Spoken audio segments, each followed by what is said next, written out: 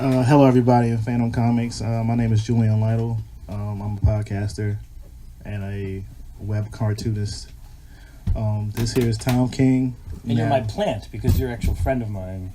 Yes. This is great. Fantom does research. So this is Tom King, famous comic book writer. No. Excellent comic book writer. No. Yeah, you famous now, bro.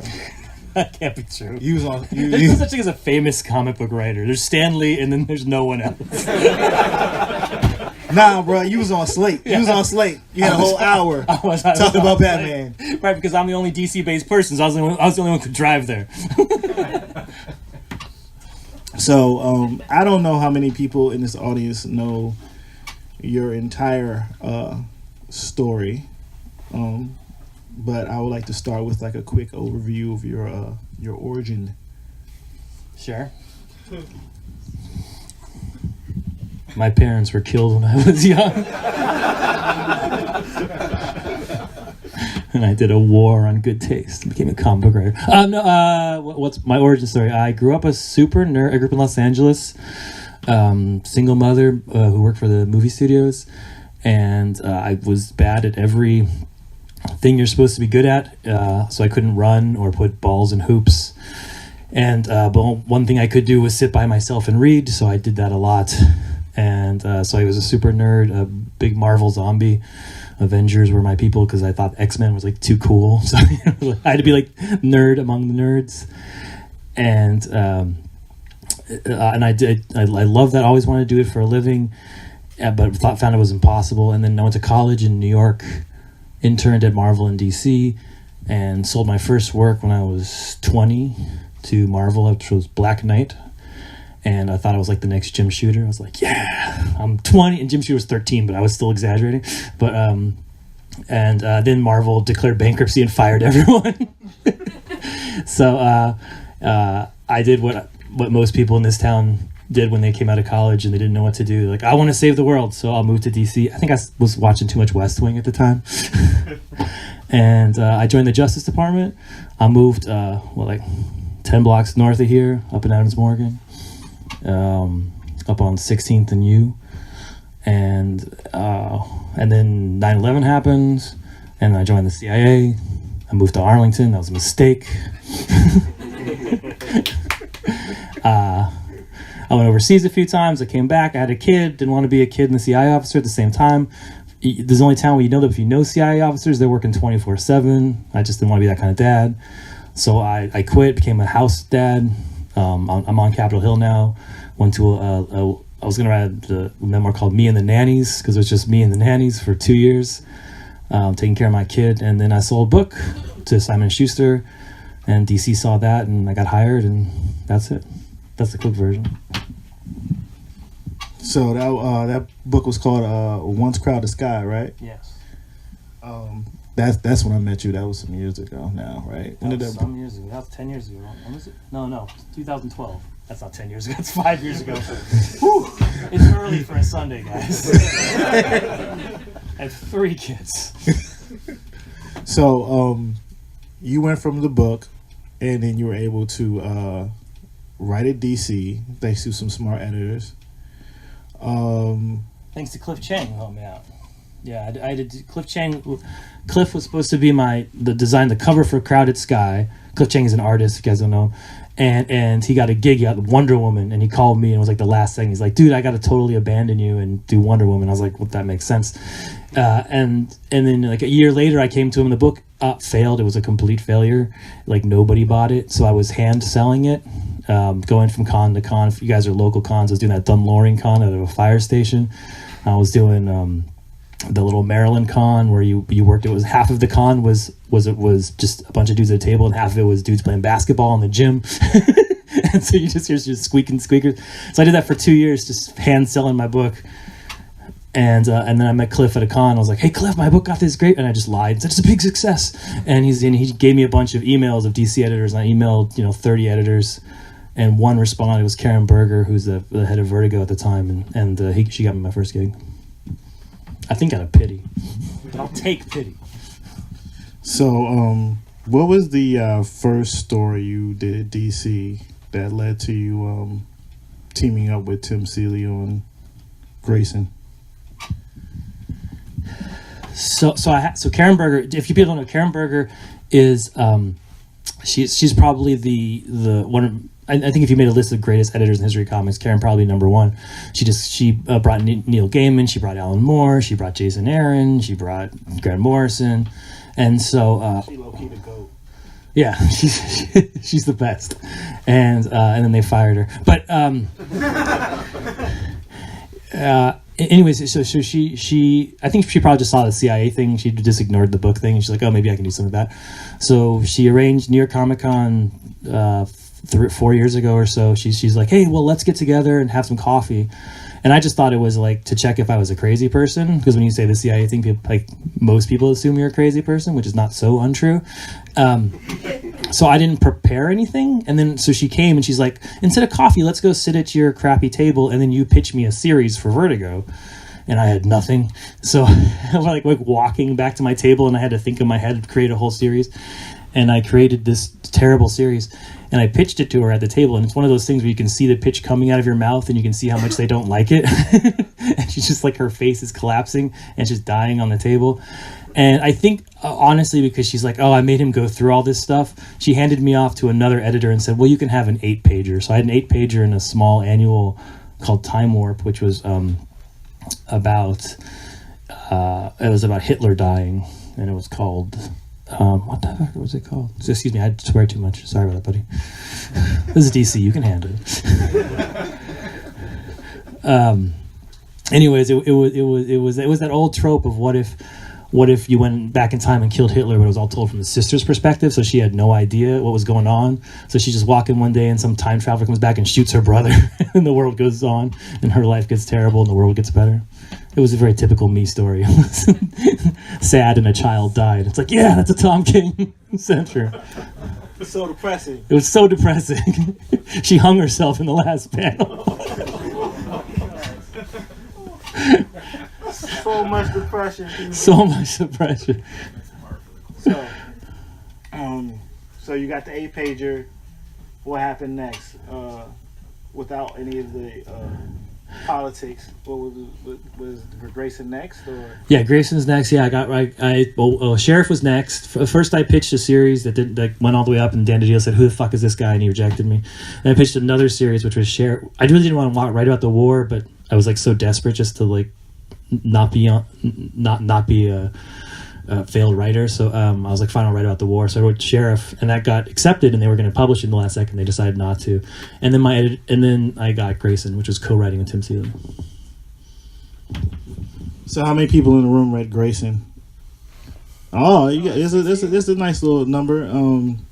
So was that your first time entering the Batman universe? Like working in it. Yeah, that was my first time working in the Batman universe. Did you enjoy writing Grayson? Yeah, dude, Dick Grayson was my favorite character. And it wasn't so sad. It was funny. It was such a revelation because I wrote these, I write very sad, depressing comics, and I wrote one for Dick Grayson. Tim Seeley calls me. He's like, man, this is great. This is wonderful. This is good, but this is not what we're doing for a living. He's like, Dick Grayson is a character who embraces the joy, and I was like, oh, I get it. Okay, so yeah, I mean, I love that series, and we got to do super experimental things. And it was Mikhail Yanin, who I still work with today.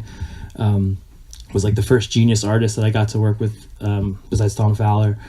And yeah, I mean, I wrote my first issue. I wrote backwards. If anyone's read that issue, it's this number 3. It was like a crossover issue, and they're like, Tom, we're gonna do a crossover issue. And I'm like, great, I'm gonna write it backwards. And they're like, this guy thinks he's Alan Moore, and I'm like, yes. I'm like, I have my "What Would Alan Moore" tattoo. I'm like, yeah, that's me. And so and yeah, and Grayson went really well. We did a lot of cool stuff with Grayson. It was a fun series. So at this time you were also working on Sheriff of Babylon? No, what happened was Sheriff got totally sidetracked and no one would publish it.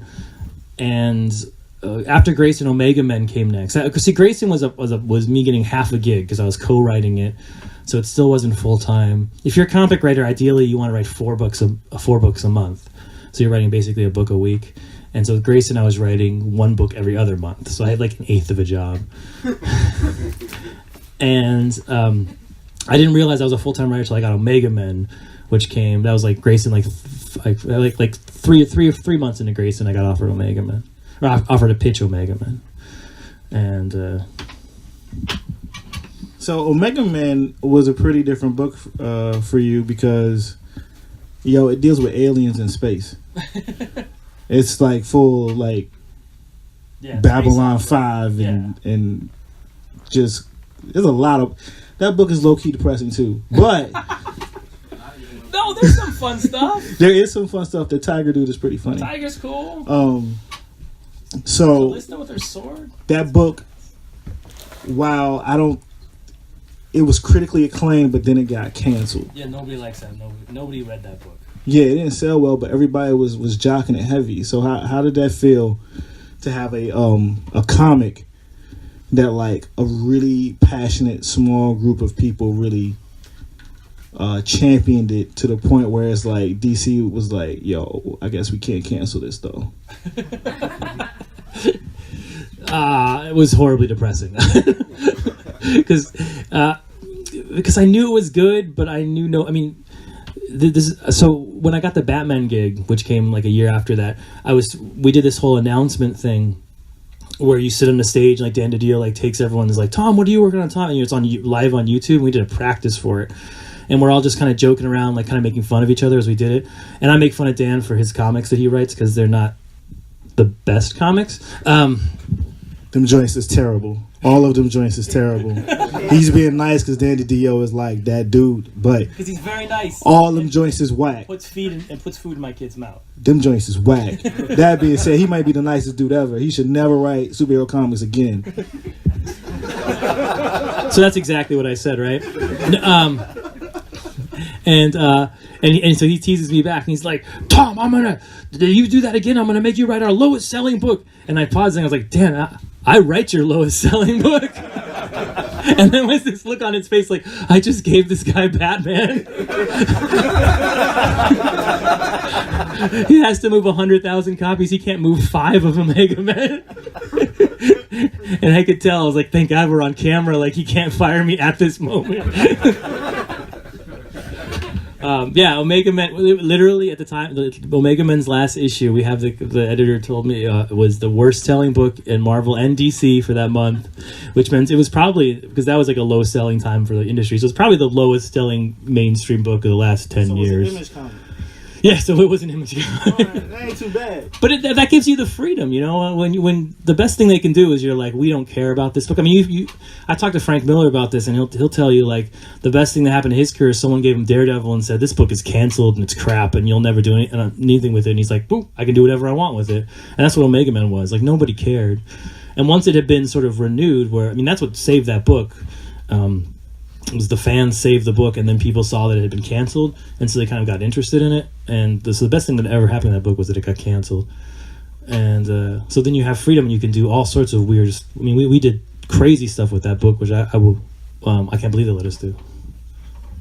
So before we start getting to like the real burning up the chart stuff, I think Omega Man was the first time I really noticed you use the 9-panel grid that Alan Moore and his homeboy in Watchmen. I told you I had a tattoo. Yeah. That was the first time I think people really saw you use that and use it so effectively where it didn't seem like you was straight biting and copying. Just how much more than the usual, like what went into your mind to say like, yo, I want to use the 9-panel grid with this space opera? Well, we couldn't find an artist for Omega Men, and I had through a buddy of mine, Juan Castro, pointing out a guy that we like called Barnaby Bagenda, but he had never done anything. He was an Indonesian artist, and we asked him for samples and all, and he had never done a paneled page before. So when you're dealing with an artist where you don't know if he can tell a story or not, the easiest way to sort of deal with that is to put him on a grid. So that's where I did that, where I started with, and then I could for Omega Man I did my own layouts where I would say I say, okay, there's 9 panels on a page. I'd label each panel because this is what you do in one page of one panel too. And then it didn't work, but it almost worked. Right, how I was trying to do this structural thing with Omega, because if you look at an Omega Man, it's a reflective figure. The left side reflects the right side. So every issue of Omega Man, the layouts in the first 10 pages reflect the layouts in the second 10 pages. And then the first 10 issue layouts the first 6 issue layouts reflect the second 6 issue layouts. If you look at the actual book, I didn't pull it off. There's 2 or 3 panels, but that's out of 9 times 20 times 12. So that's pretty good. But yeah, so I was trying to do sort of a formal thing. Again, I was copying Alan Moore and what he did. I ran into Dave Gibbons at the Eisners this year. And I said, thank you. I'm sorry I stole everything from you. And he's a fan of Sheriff, and he's like, dude, I stole everything from Steve Ditko, so we're good. And then, so if I ever run into Steve Ditko, I'll be like, oh, I'm sorry I stole everything from you, and then he'll hit me in the face. Like, you did steal everything from me. Yo, you find Steve Ditko, man, you deserve an award. So everybody knows where he is. He's in that apartment. He lives like what, at 40th Street? Yeah, like just go find him and knock on his door. But so at this point, I think you ventured across the street and you did some work at Marvel. Yeah, you did Vision. Yeah, and everyone loves Vision. And I recently just finished Vision because I'm late. Because you don't like me? What? I have beef with with Marvel Comics, so I didn't want to read it. Oh, you have beef with Marvel Comics? Yeah, we're not going to get into that. Leading question from my guest. But yeah, I read it. That was a pretty interesting take on the character. That was a take that I don't think I've read in all my years of reading Vision. That was the first one where it felt like a cyberpunk story, like Philip K. Dick or anything I read in a lot of Japanese manga, things like Pluto and the like. So, what inspired you to have Vision move to Nova and start a family and cause all that? It's in Sherrydale. It's very specific. Yo, to the street, the school, like. The major battle takes in the courthouse movie theaters. was it Arlington Police game? Yeah, I was like, okay, but yeah, what brought you to want to put the robotic Avenger Vision in this type of situation versus his usual, like, I'm a robot and I'm in love with Scarlet Witch and then I get destroyed and then someone puts me back together again? So when an editor gives you a pitch or a story like early in your career and they're like, we have this character we want you to work with, and then they're just going to say some character to you, the next sentence is, oh, that's my favorite character, I've always wanted to work with him, whatever character they say. So they're like, we have this perfect character for you, Tom, it's Vision. I'm like, Vision, yeah, he's my favorite character, I've always wanted to work with him. like who cares about Vision, like he had like one good storyline in West Coast Avengers in 1989 or something. And he'd been dead for 10 years. But I said that, so I lied, and that's always good to do in publishing. And then I was like, but then you want to pitch to the editor, and you want to sort of guess what's in their head without asking them, because you want to seem smart, but you kind of hint at it. So you're like, what? Because they're like, pitch us something for Vision. And you're like, what genre? And he's like, sci-fi. And so I'm thinking in my head, oh great, I'm going to do this thing where he travels around. He meets all those like Starlin characters, like the In-Betweener and all those stuff. And then the next email was sci-fi but no space. So I was like, what? Isn't that what sci-fi is? So then I'm like, I don't know what sci-fi and not space is. So then I thought, like, Frankenstein. I was like, what do I do with him? Like Frankenstein. That's kind of, so it's like Frankenstein and The Bride of Frankenstein is a movie I like. So I was like, oh, okay, yeah, he creates his own wife. That's kind of cool. But is Bride of Frankenstein. That's already done. And I was like, oh, he creates a wife and kids for himself to love. I was like, oh, that's kind of fucked up. And when you get to that point where you're like kind of effed up, you're like, oh, okay, then you're onto something. And so then I pitched it to our buddy Daryl Taylor, who's also another podcaster, and I was like, it's Vision, but he has a family and he creates them, and they all and I was like, and then they live in the suburbs. Because I'm a city boy, so I obviously think that suburbs are messed up. And so and Daryl's like, that sounds really boring. It's like, it sounds like an 80s sitcom. And I was like, oh, it does. And then I just automatically flew back just to not be boring. I was like, oh, but it makes him evil and he goes crazy and kills everybody. He's like, okay, that could be good. So then the pitch became Breaking Bad Vision. And and that was the simplest pitch to make. That was so easy. Once you say that, they're like, okay, I get it. So yeah, so that's how it's. And then that happened. Vision 1 came out in that time that Omega Man we were talking about was canceled. So after Omega Man 4 or 5, and I was just convinced that I couldn't write comics, didn't know how to do it, and so like once I was convinced of that, I just threw out all the rules. I was like, let's forget it. I might as well just write something I like because I know it's going to be canceled in 3 issues anyways, and I was convinced that the reason Omega Man failed is I didn't put the stakes up front. So that's why I invented sort of this Vision voice where the first issue, it's like, at the end of this comic, the world blows up. So at least people knew like there were some stakes involved. Yeah, that was pretty interesting. But it's interesting that you pitched it as Breaking Bad Vision when really the person who broke bad was his robot wife, Virginia. Well, they all broke a little bit. Yeah, it was pretty interesting. Like, I don't know if everybody who got this, but like once he said he used brain patterns to make his wife, I was like, oh man, he used a Scarlet Witch. That means she gonna go crazy. And then the first issue, I was like, yo, she went crazy. like what? Like that? Why did he think that was okay? But That's total Frankenstein seal. That's what Frankenstein is, right? Like, Igor goes to get the brain, he gets the wrong brain and brings back the killer instead. See, that's just me ripping off Mary Wollstonecraft. I guess, there's a lot of Frankenstein in there. I thought some Pinocchio stuff, like all it. What was interesting was like, how come it felt like his family was malfunctioning way more than he was? Because we get to a point where they couldn't understand trauma, and then they start repeating their words. It's like, I thought it like a computer. It's just like, yo, Windows froze on them joints like all the time. What was just some of your thought process on dealing with that? Like the boy, he froze after like the big traumatic event in the beginning, and then like the wife couldn't handle like suburbia, and the daughter couldn't handle like, it was like my so-called life. She just couldn't deal with it. She just fell apart. Well, to me, Vision was falling apart just as much as the rest of them, but he was more trained at hiding it. Like he had been around. The difference in them and Vision was they were new. They were just sort of meeting these challenges for the first time, whereas Vision was sort of experienced with hiding that pain and sort of repressing it. So their pain was closer to the surface, but his was just sort of equal, but he was able to hide it. That's why in the end it just kind of bursts out of him, because the more you oppress it, the more it sort of eventually is going to kill you.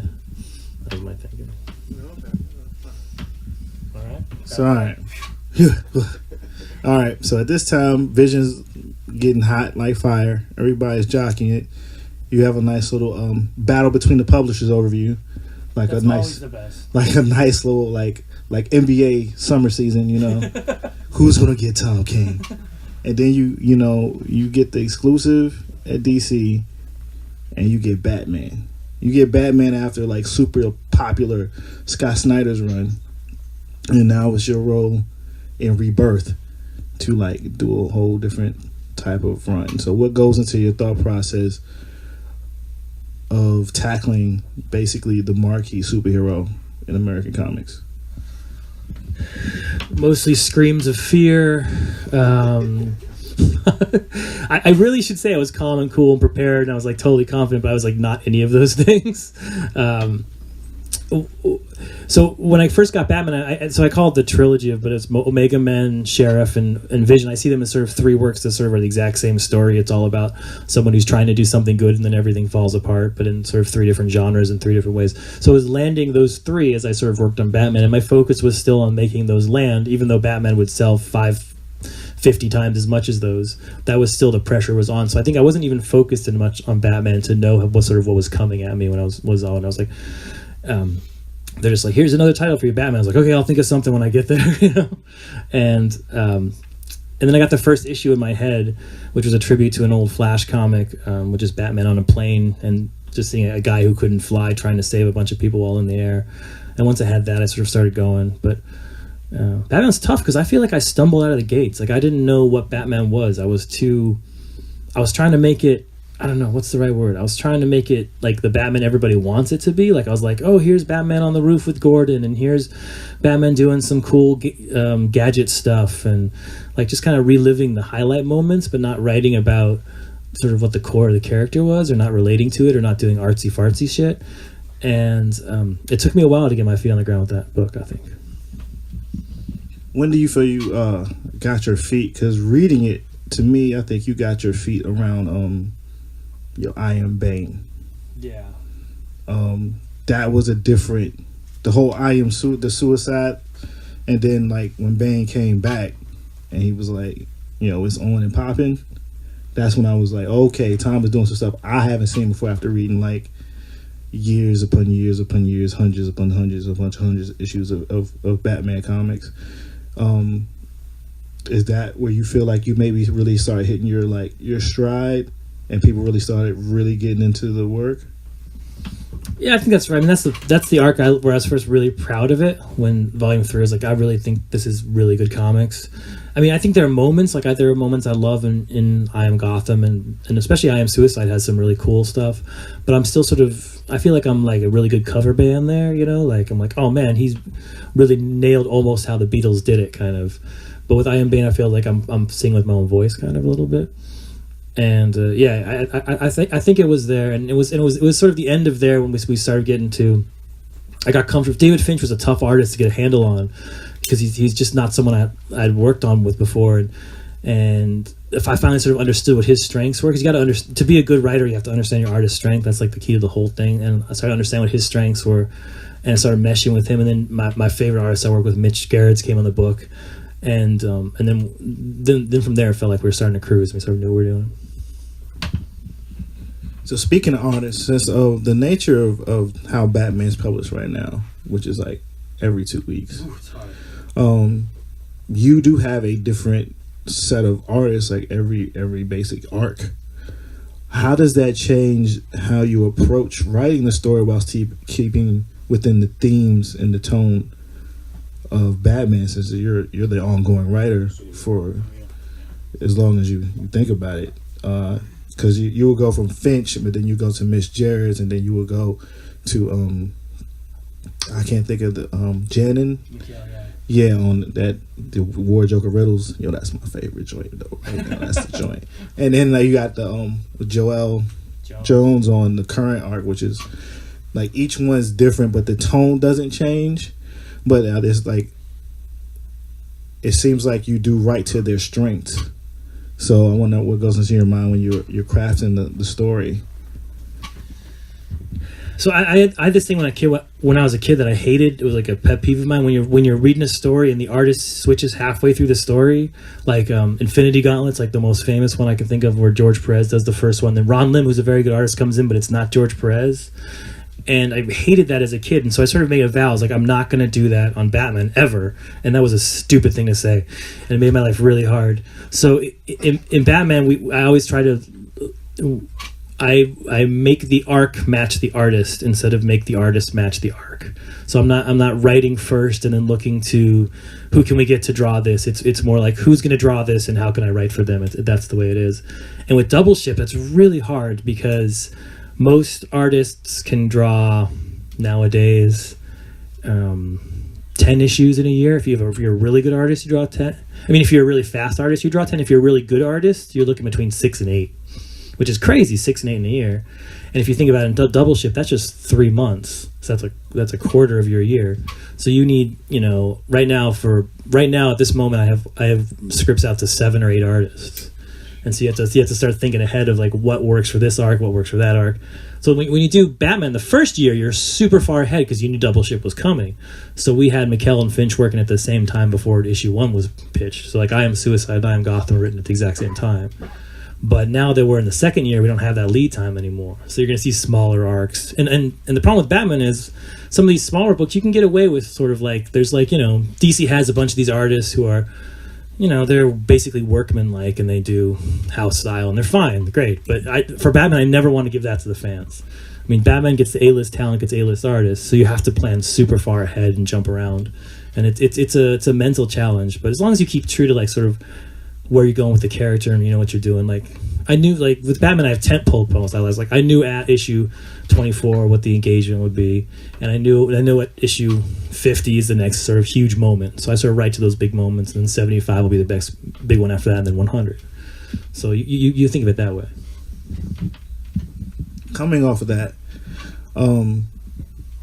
how does it feel to go from doing that, where you have to juggle so much that between all the different artists and all the different stories, to sitting down and working with artists you really like Mitch Gerrits, like he worked on Sheriff of Babylon with you, and now he's working on Mr. Miracle. Yeah. How does that change this planning process and the collaborative process of knowing that you're only going to work with one artist and you're going to do a whole story and it's going to be fire? Well, with Mitch, it's going to be good. I mean, Mitch and I, the best way to work with an artist is if you can see the way I work is I see a comic book in my head, and then I just describe what the comic book I see is. So the better you are, the more you can sort of predict what your artist is going to do. So that way you can sort of you can match your beats to their beats. And with Mitch, I know exactly what he's going to do, and whatever he does it better. So it's super easy with Mitch. But I mean, it's that way with I work with Lee Weeks now, and whenever I just close my eyes and I just see year one, because he just draws just like Mazzucchelli at this point in his career, which is just brilliant. So I mean, I can see exactly what he's going to draw before he draws, and it's that easy with other artists. But Mitch is the easiest, and Mitch is my favorite artist because he's the most humanist artist in comics. He makes the extreme crazy into something real and grounded, and that's what I like best about comics, is when you take something crazy and insane and then add humanity to it, and so the crazy and insane becomes a metaphor for sort of the problems we face as humans, and Mitch just matches that perfectly. So how does it feel right now with the current positive response to all your work right now, in terms of working and making comics, having these big stories with Batman, like the Button, having a celebrated run with, the engagement issue, having everyone respond so well to Mr. Miracle, which, that's a digging in the long box's character. Like, I love Mr. Miracle, but everybody ain't on Mr. Miracle. You were essential to that book, Julian. You're playing it down. Yes, I know. I played down on purpose. I know. I got Mr. Miracle. I didn't ask for Mr. Miracle. Mitch and I were going to do Jokes and Riddles, which in as a separate 12-issue sort of mini-series. It was going to be like The Wire with jokes. It was a totally different thing. And DC loved the idea. They're like, Joker versus Riddle, that's great. Put it in the main book and give it to Mikkel. and they're like, this is the best news ever. We're like, oh wow, you just canceled Mitch's book. And they're like, oh yeah. So then again, I don't mind being pitied. So out of pity, they're like, yeah, we'll give you another book. And I asked Dan. We went out drinking, and he drank me under the table, and I was so gone. And I said, well, just give me a character. I don't care who it is. I just want someone I can run with. So someone you don't get in my face and I can do crazy stuff with. And he said, Mr. Miracle. And I said, oh, great. New Gods, Jack Kirby. And then I had no idea what to do with it again. It was just like the Vision pitch. I was like, he's my favorite character ever. Oh, no. I was like, I haven't changed at all. And then I was talking to you, and I was like, I told you, I was like, they gave me Mr. Miracle, and I kind of had this idea. I was like, I knew it was going to be sad and depressing, lots of people looking out windows crying. And you were going off because you're a huge New Gods fan, like deep.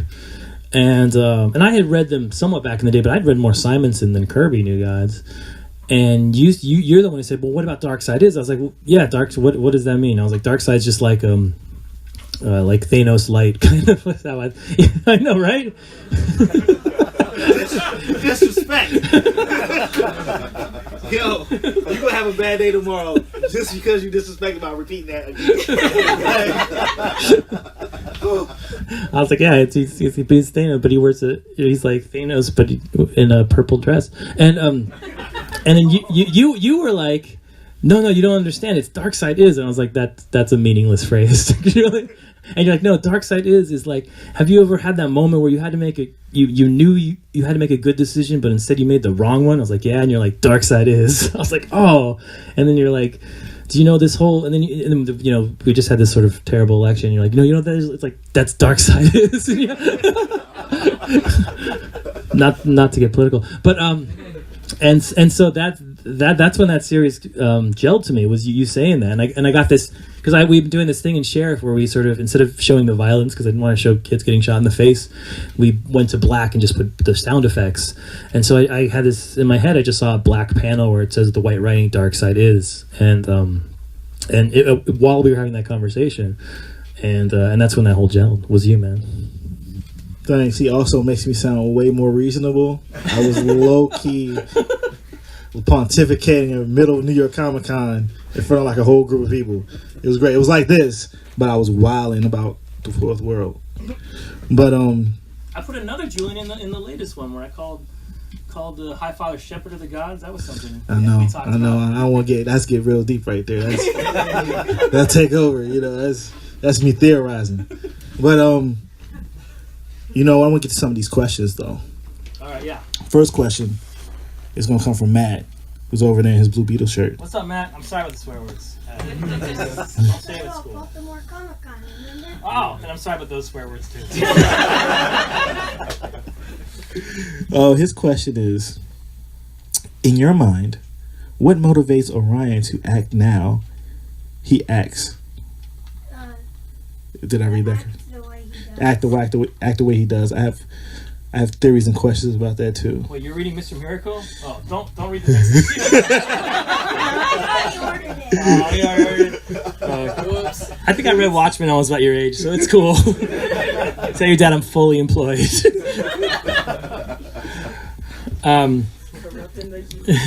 That's a heavy book for elementary school. I mean,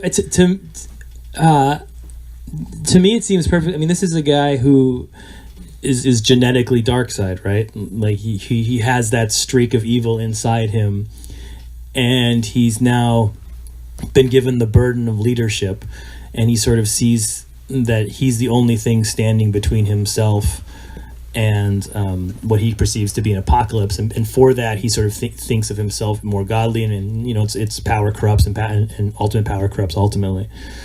And I think that's the idea behind the character is that, and it comes from, just looking at headlines or being in the CIA after 9/11.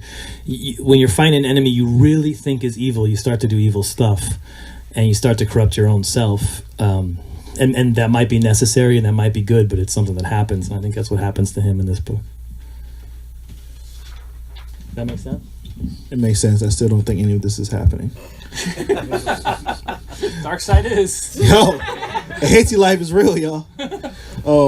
These are some questions online from the good Fantom friends. That's nice. On the internet. Thanks, everybody.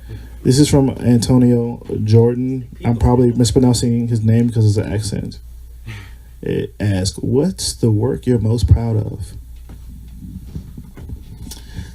I should say all of it, but no, there's certain issues I like better than others. I really like Sheriff 5, where it's the two of them sitting around having a conversation. I really like Vision 10, where they have the robot's prayer, where he sits down with his daughter and they sort of pray for God to exist. I really like Mr. Miracle 1 and Mr. Miracle 5, which hasn't come out yet and you shouldn't read. I really like the Commandy issue that nobody read, where I did a black and white issue with Kevin Eastman, and it was really sad and depressing. It's here at Fantom Comics. Yeah, it's here at Fantom Comics. Please buy it. You'll be the first. Third. You playing up on Commandy yet? Man, have to.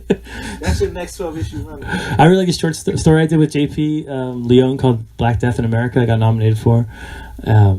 Yeah, I mean, and there's stuff I've done that I'm not proud of, but most of it's all right.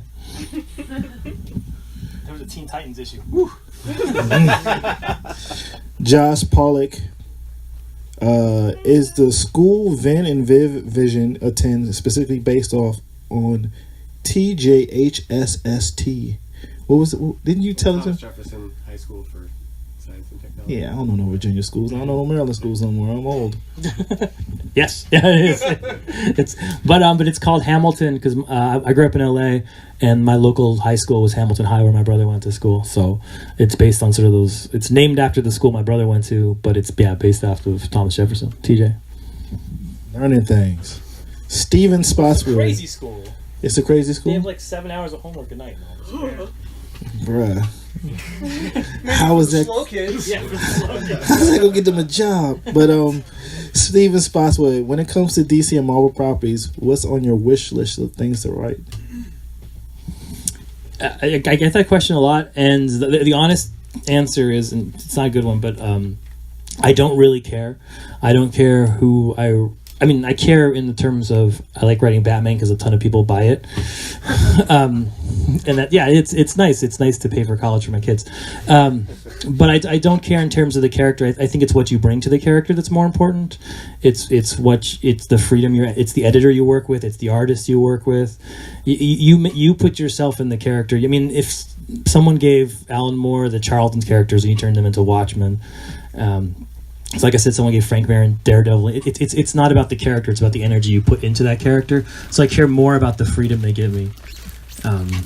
That said, I really want to write Fantastic Four, but they'll never let me. I don't know, man. You got hot. If you wanted to do the Bendis switch, maybe they'd be like, you can have Fantastic Four. Not while you're exclusive to DC. Yeah, no. I got 3 years to go. Woo! Checks. That's a lot of checks. Jesus, or hopefully it might be Jesus, Campos Hernandez. Dear Mr. King. Jesus asks. Jesus asks. Dear Mr. King, there are a zillion books out there about becoming a comic book artist. Yeah. But are there any books that you yourself have used or can suggest for someone that knows zero about writing in this medium? How did you become a writer for comics? I think we covered some of that in the beginning of the talk, but this book stuff or what you should do, what's the advice? Yeah, so when I decided to become a writer between CIA and the actual writing, do you guys, this is a stupid deep cut, but you guys know Bill and Ted's Bogus Journey? Right? That's a good movie.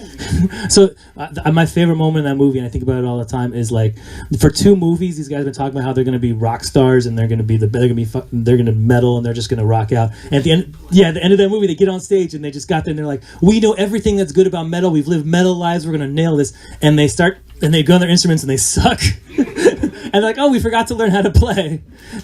And then they go away and they become like, that is totally what it's like to be a writer. You're like, you know what's good, you know, you have that energy inside you, you've had the experiences inside you, and you go and you write and you suck. And you're good enough to know that you suck at it. So what I did was I went up to, this is for old school, but I went up to the Borders that used to be here. What was it, on like 18th up there? It was a beautiful Borders, man. Oh, that's why I bought that big cash in DC. I miss when we had, Good day. and I went there and they had a shelf on writing, and I literally bought every book on the shelf. And or I'd sit in but I would sit in the store, and I would read. And while That's why there is no. that's why there is no. DC has a library system. Yeah. Yo, Borders had coffee, man. Yeah. And it was right next to my wife's. I was house daddy at the time, so I'd bring my kid there, and he'd take his nap in Borders, and I would sit there and read the books. Then when he woke up, my wife would come and have a sandwich with us, And so I read like John Gardner's book on how to write. I read Stephen King's book on how to write. So I just read a ton of books on how to write. The best one I thought for writing comics is, again, not surprising, but Alan Moore wrote a book on how to write comics, and it's available on Amazon. It's like $5, and it's like all the secrets you'd want. And if anyone who wants to write, I would start with that book. That's just a brilliant place that breaks down how to write comics from the guy who does it better than anyone, or used to. Yeah. Nah, he ain't crazy. He just sick of people asking questions about old comic books. He's just really, really high. He's like, why are you asking me the same questions for 10 years? He may be trying to lay a curse on Grant Morrison. That's true. Yo, that's my favorite beef. But They're just 2 old wizards. yes, that's Well, it's like Grant Morrison doesn't appear to have anything against Alan Moore, so it's like totally one-sided. it's like a comic book battle Yeah. in real life, and they're both British, so we don't totally understand it. They worship different magic gods. I know, it's so good. I've only met one of them. I need to meet Alan Moore, but I don't want to meet him. I I'm do. terrified of him. I bet you he's probably cool as hell. We talk about old music or something.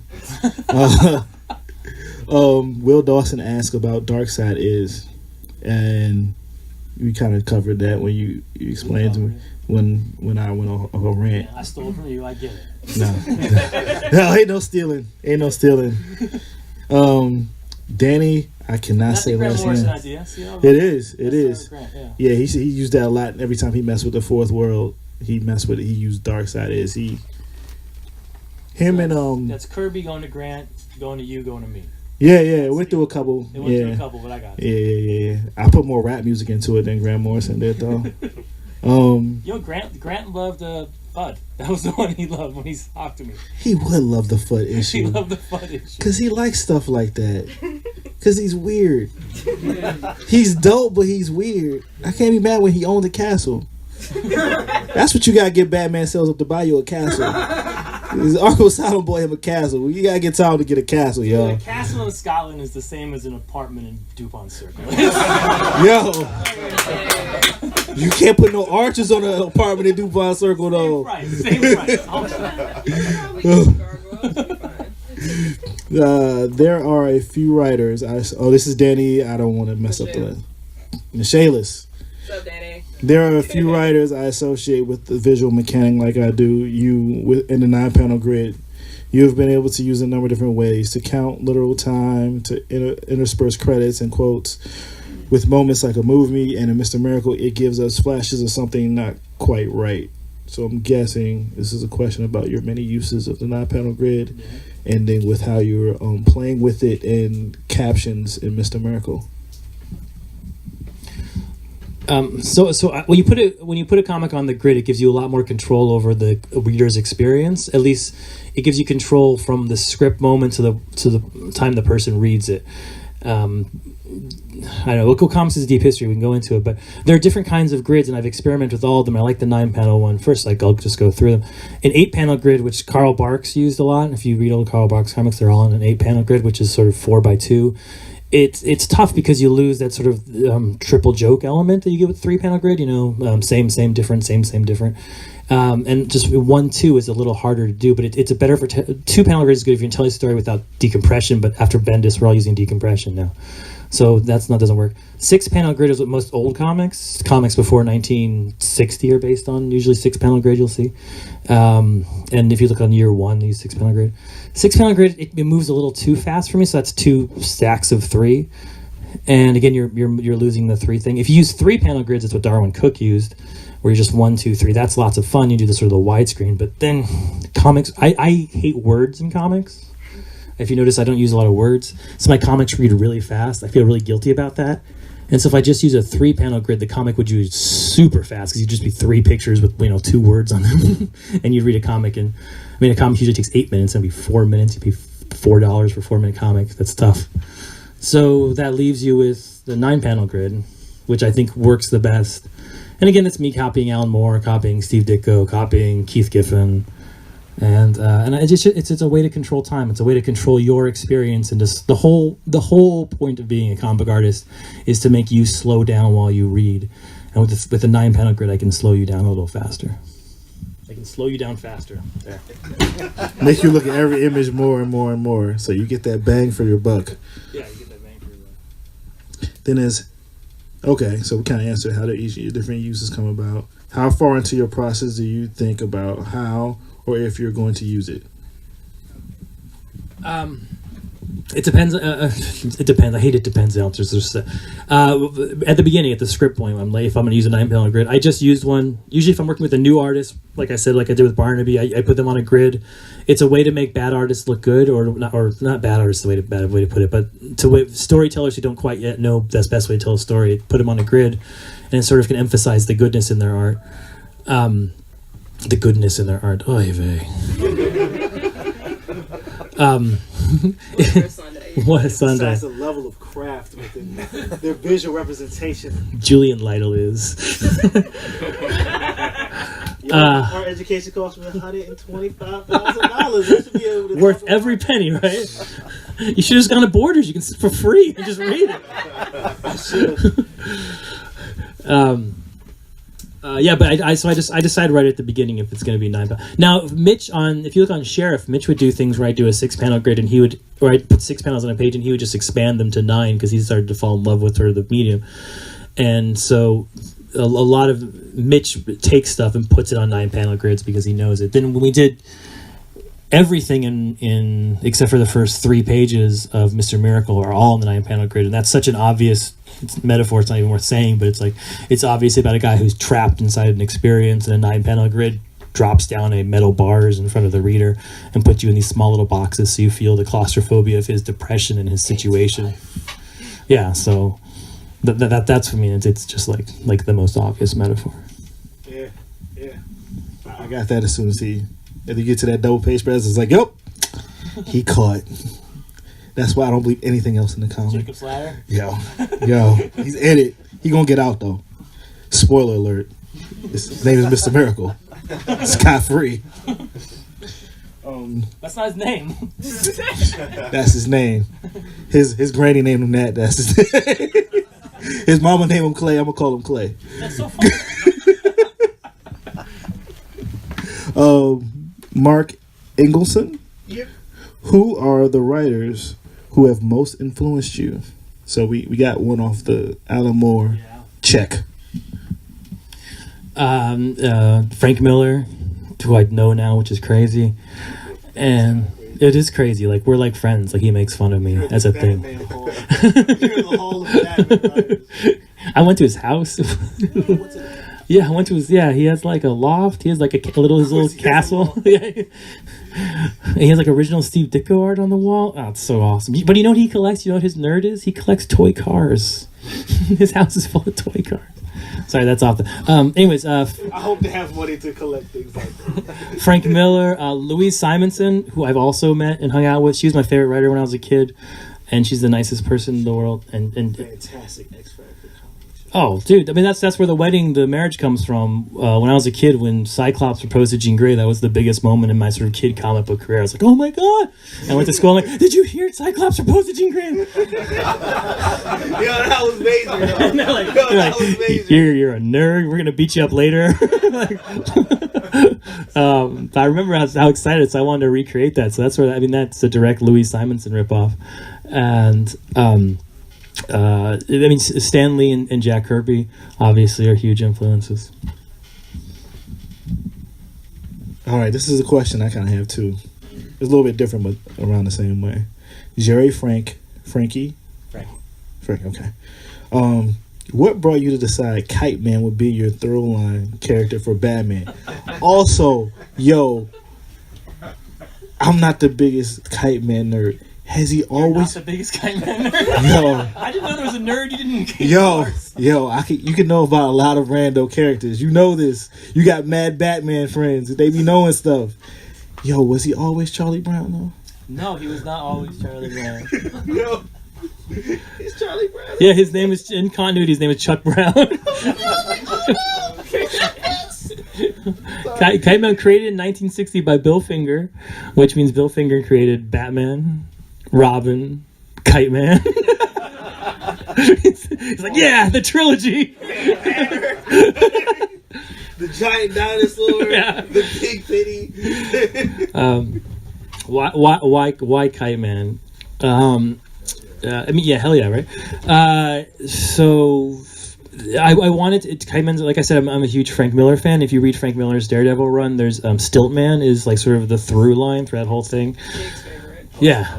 Right, Stillman's and the best part about Stiltman is that when I was a kid, like it's funny because his only power is to get taller, but it's also kind of cool. You're like, oh yeah, if I had stilts, I could rob a 67 story thing. Like there was also something slightly cool about it, which I can't describe. So I wanted to do that. So I was basically copying, and then Bendis had copied that using Owlman, right, in Daredevil. Yo, but Owlman was always low key hard though. Like, but he wasn't like a big he wasn't a villain. big villain, but like, yo, he's Owlman. He run them streets like he's already tough. But Kite Man though, Kite Man's tough. Kite And no, he's not tough. tough. He just got punched in the face in Lego Batman movie. I saw him. It's crazy. Well, I mean, I had this issue of Batman, and it was an issue where Gotham Girl's mourning her brother's death, and she's going a little crazy. And I wrote it, and it was all sad, and people looking at windows like I do. I was like, oh, it's Batman, I got to put punching in. So I put in some 3 random characters, and one of them was Kite. And I literally Googled like worst Batman villains, not because I wanted to put the worst ones in, but I knew the one. If you use a higher level villain, you have to ask permission. Like if I want to use the Joker, then I have to be like, okay, what is Scott doing with the Joker? What does Grant have planned with the Joker? If I use Kite Man, nobody's gonna need permission. So I was like, so I picked 3 low level villains, and I used Kite Man, and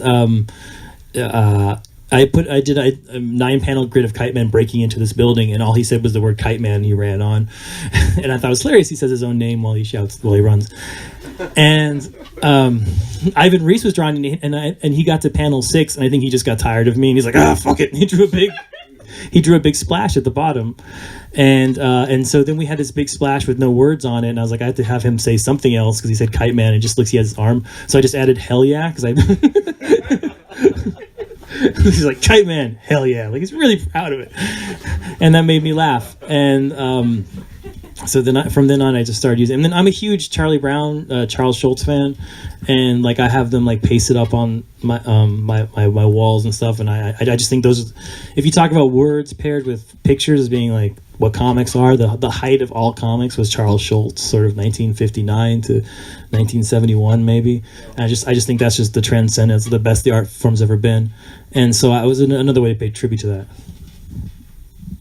Yeah, I'm just surprised no one else caught, like, I didn't know his name was Chuck Brown, and then Tony Isabella did that. He's Kite Man, and Charlie Brown always got the damn kite in the tree. I was like, he always has a bad day. I was like, bruh, and like, so like, who was the other 2 words? Because it's like, I know Condiment King had to also come up when you search for the words Batman. Condiment King I'm mad about Condiment King because people always give me, Tom, do the Condiment King with 2 Condiment. No, Condiment King was made by Grant Morrison as a joke. That's him making fun of other stupid Batman villains. But he got Lego now, though. But that's not Kite Man. That wasn't a joke. That was Bill Finger thinking he had nailed it that day. That was Bill Finger being like, wait. When did he make Kite Man? What year was it? 1960. You sure he wasn't also looking at Peanuts and he was like, yo, Schultz got something right here with this. That's what I'm saying. Like, making Condiment King is a joke that's supposed to be a joke. What's fun about comics is taking like something seriously that didn't work and making it work somewhere else. That's a different sort of thing. See what I'm saying? Nah, I get you. I just know, like, I wasn't expecting Kite Man to be that fire. Like, so I guess this is my last question. Oh, my wife got so mad at me about Kite Man because my kid's name is Charlie. He'll be here soon, and named after Charlie Brown, right? And so then I was writing this scene, and I was like, I had to have his kid die, and I was like, oh, how did I make his kid? I'll make him Charlie Jr. I didn't even think about it, and so I'm writing this thing, and my wife reads the scene, like, you killed a little boy named Charlie in your book. And my daughter's name is Claire, and she's a Gotham Girl I named after her. So my daughter's like, I have a superhero named after me. My son's like, I died in a comic book. It's like, I got a rock. It's like so perfect.